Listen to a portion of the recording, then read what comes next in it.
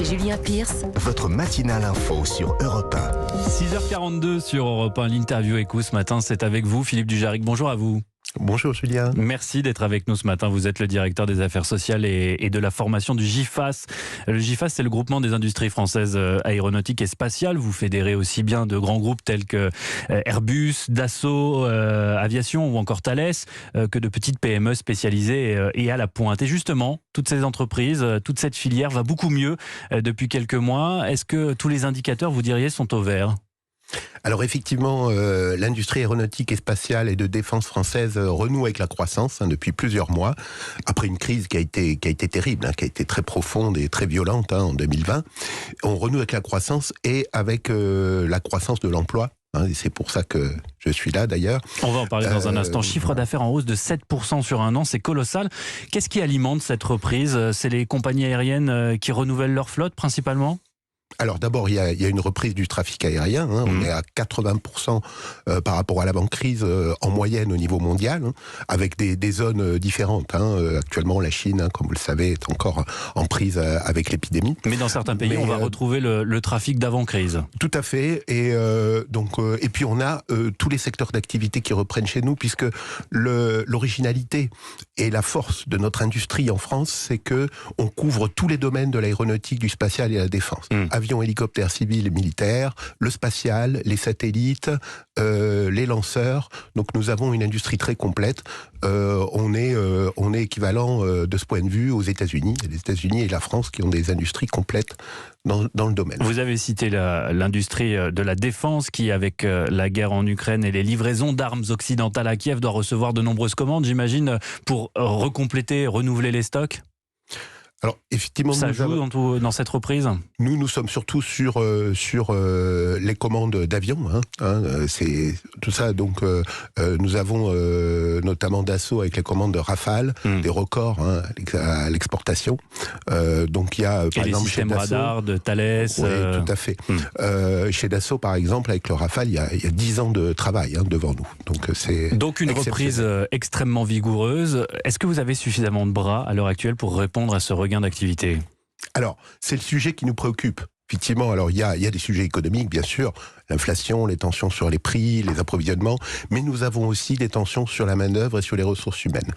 Vous avez peut-être remarqué que beaucoup de secteurs recrutent actuellement et qu'on a une baisse du taux de chômage, ce qui est très bien pour le pays.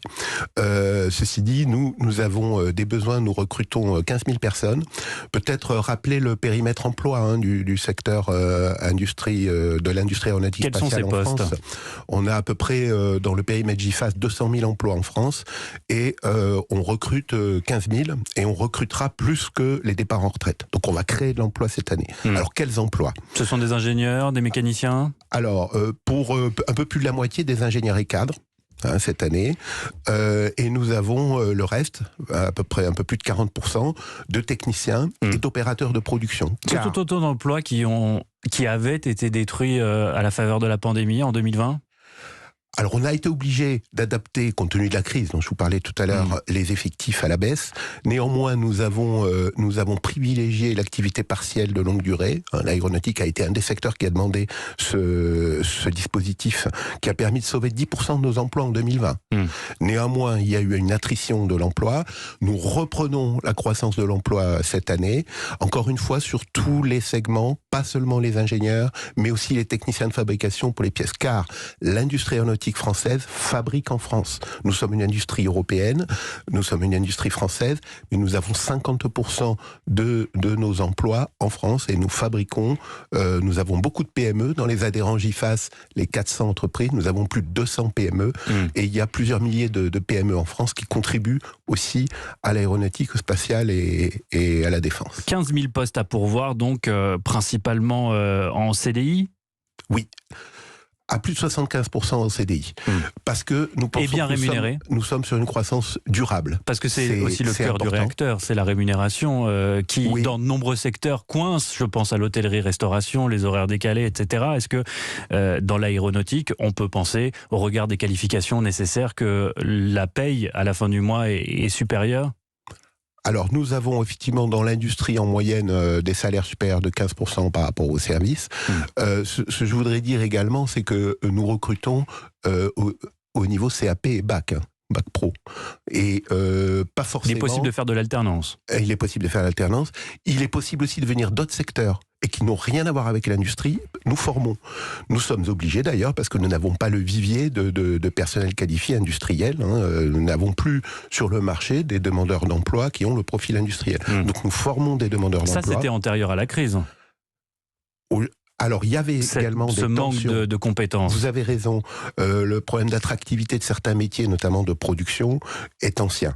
Simplement, il a pris une nouvelle acuité aujourd'hui et il faut que nous renforcions nos moyens de formation. C'est ce qu'on fait avec différents dispositifs. J'en citerai un, le lycée Airbus qui forme sur le bac pro en usinage, en aéronautique, en chaudronnerie et qui augmente cette année de 20% là, à la rentrée ses effectifs. C'est pour cela que vous avez lancé... je crois, un site internet dédié. Ça s'appelle l'aérorecrute.fr. Vous pouvez nous en parler un peu ? Alors, effectivement, nous avons lancé une campagne, l'Aéro Recrute, qui est une bannière commune que nous souhaitons pour nos adhérents, notamment pour nos PME et équipementiers. Car Airbus, Dassault, Safran ont leur marque qu'on appelle employeur, mais nos équipementiers et nos PME souffrent particulièrement. Donc on leur propose cette bannière pour qu'elles l'utilisent dans les salons, dans leurs activités, dans leurs messages qu'elles passent sur les réseaux sociaux pour les jeunes. Et il y a un site également sur lequel vous pouvez trouver les offres d'emploi, les métiers en tension, des vidéos métiers, sur lesquels on montre aussi les femmes en action chez nous, les parcours professionnels, parce que nous ne sommes pas satisfaits des résultats que nous avons sur la féminisation de nos effectifs. On progresse un petit peu, mais trop lentement. Et donc on fait un appel également à la population féminine en leur disant que tous les métiers de notre secteur, tous les métiers sont possibles pour les femmes avec des beaux parcours de carrière et pas seulement pour les ingénieurs, aussi pour par exemple, on forme actuellement une promotion de peintres aéronautiques femmes à Toulouse, en Occitanie, pour montrer justement que c'est très possible de faire ce type de carrière et d'emploi quand on est une femme. Merci beaucoup Philippe Dujaric d'avoir répondu à nos questions ce matin. Je rappelle que vous êtes le directeur des affaires sociales et de la formation du GIFAS. 15 000 emplois donc à pourvoir sur l'aérorecrute.fr notamment. Excellente journée à vous. Merci.